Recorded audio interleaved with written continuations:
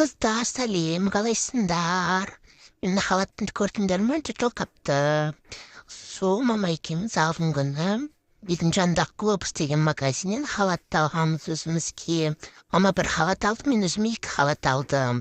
Соның біреуі мынау. Не, қазір душқа түсіп, осыны кимекшімін. Жалпы мен өз халат дегенді бұрын кимейтінмін. Босанғалы бері өз заманға бар халат киіп жүрмін, үйді. Банал, емізгенде өте ыңғайлы, замағын жетіп башы саласында.